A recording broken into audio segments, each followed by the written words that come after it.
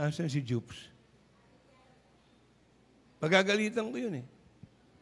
Ngayon, no? Hindi na tumino eh. Hindi na naging on time yun eh. Yan, no? Kararating mo lang ba, Jupes? May sinundo ka ba, anak? Nauna pa yung mga bisita mo sa'yo. Mas madali kayong magpatawad sa financial immorality kesa sa sexual immorality. Tama? Makinig, Joshua. Makinig, mga magdanakaw. Oh.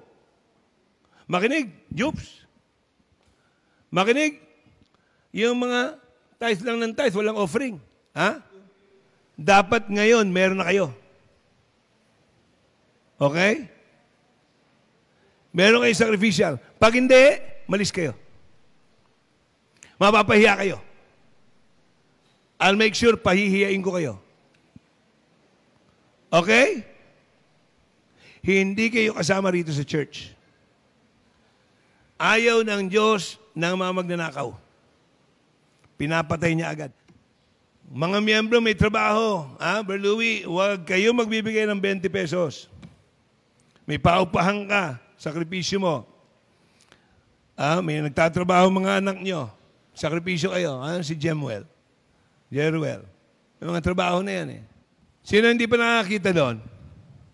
Sa taas. Nakita mo na, Adrian? Ang taas? Project natin. Ikaw, Arvin. Nakita mo na, Arvin? Kita mo? Papahiya ka pa bago ka tatayo. Sino pa po? Sino pa hindi nakakita? Umakyat kayo. Umakyat kayo. Okay? Sino pa hindi nakakita? Kita nyo nakakahiya? Ni hindi kayo makatayo? Iyang hiya kayo? Bakit? Nakakahiya kayo! Miyembro ka, hindi mo alam yung project sa taas, tapos maglalaro ka dyan, tataas-taas ka dyan. Pag nagawa, anong kwenta mo? Magbigay. May sacrificial ba kayo? May sacrificial. May trabaho ka ba, Arvin? Wala? Nagkakapera ka ba? Nagkakapera ka? Pala naman eh. Okay po? Miskin na mga bata na nandito. Ipasa natin. Okay? Wala ka, boy? Ano ba naman yan? Bisita. Pwedeng bisita, pero pwede magsakripisyo. Ha? Ayos na po, nakapagbigay lahat. Bibilangin yan. Pag wala ka mamaya, markado ka bata. Ibig sabihin, wala pangalan mo dyan, pahihiyain ka. Kahiya ka. Okay? Mariki. Ayun pala. Andiyan ba? Nadadala mo na? A bit late ka kanina. Nanundo? Kayo mga may sasakyan, huwag kayong magpapahuli ha. Wala kayong kakwenta-kwenta. May sasakyan na kayo, nahuhuli pa kayo. Jonard. Bulok, tanga, stupido. Yung ibig sabihin ng BTS. Sa totoo lang. Bulok, tanga, stupido. Tabi-tabi po ha. Dapat tayo, mga malalakas na sa Panginoon ha. Mga pastor, huwag kayong masaktan. Maraming BTS na pastor. Hindi alam ang kanilang ecclesiology, nagpapastor. Kaya sabi ko kay Pastor Mel, sinusuportahan mo si Romel Olango, ikaw nagsasabi ng Proverbs chapter 28, verse 26. He that believeth in his heart is a fool. Huwag dahil sa kaibigan mo yan, susuportahan mo. Dahil ahas yan dito. Kaibigan mo yan, tapos kaibigan mo ako. Kaya sabi ko sa kanya, ultimatum ito, Pastor Mel, kung hindi ka makikipagkalas dyan, sa mga tinutulong mo dyan, nung last Saturday, lumayo ka dyan. Ahas yan.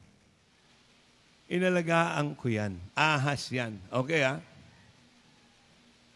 Yung Mario Curay, panayang usap dyan. Kayo ngayon, mapapayapa na kayo. Kayo mga nandyan, tama po ba? Na yan, nagbububulong, imbis na amen, grabe ka. Sobra ka. Sinungaling ka. Ako yun ha. Habang nagpipreach ako, nung Sunday. So sabi ko, kung ganyan, kinabukasan, prayer time namin, sabi ko, Richard, wala na yan. Huwag mo na papupuntahin dito yan. Hayop yan. Ahas yan, lintayan, satanas yan, peste yan, anay yan. Nung Wednesday, nag-attend pa yung mga hindi, nakarinig pa sila, no, ng lalong judgment ng Diyos. At walang repentant attitude, yabang, pride, covetousness, and rebellion, lahat ito, karakter ni Satan, ang bumalot sa kanila. Lahing kayo. Kaya tanggalin na to, ha? Tanggalin na to sa ating group chat. Arellano mag-asawa. Susumpa na yan. Itong mag-asawa to, Diyos nito, trabaho. Walang kaisipan na matino itong taong to eh. May tililing nga eh. Okay ha? Dapat i-endorse. Yung isang pamilya rito, na 7 taon naging miyembro namin, walang giving yon, Pastor Recto. Walang giving. At yung dalawang anak, yung isang anak na babae, saan ko man makita yon, pati yung nanay, dito ang ayos kamo ng damit ha. Saan ko man makita, naka-leggings lang. Walang palda, leggings lang. So, umalis dito. Bago pala umalis, bumisita muna sa ibang church. Actually, nung service nila Pastor Hek, nandun pa eh. Pero siyempre, Satanas na yan, hindi natinag dun sa mga sinabi ko. Kumamay pa sa akin habang kumakain. Sabi ko, sige na, okay na. Kamay ka, Satanas. Kamay ni Judas yun. Kamay. Yung espiritu ninyo, halatang halata ako. Kasi spiritual ako. I'm filled with the Spirit. Kayo, filled with Satan's Spirit.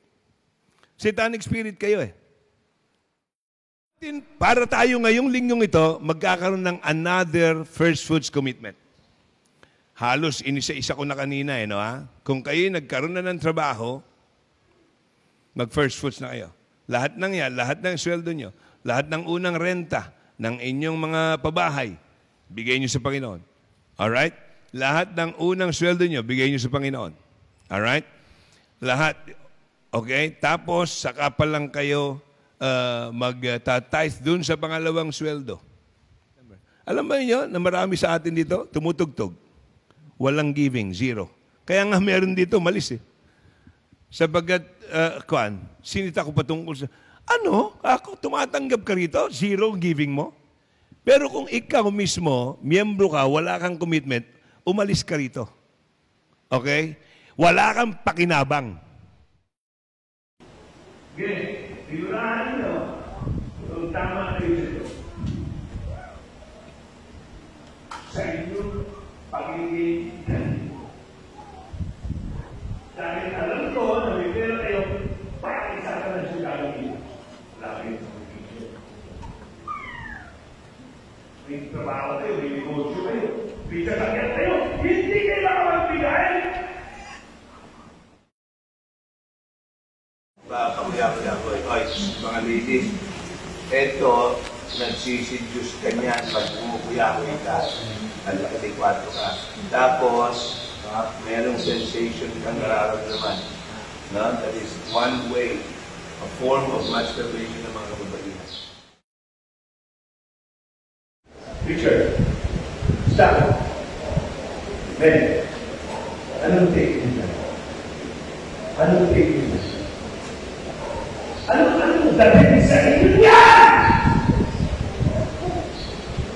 Ano ba ang dating sa inyo yan?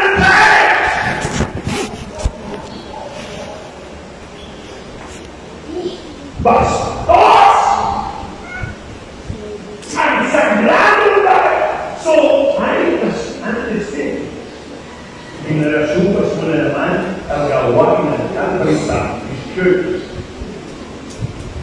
Buhos ka ng alam sa Panginoon sa atin.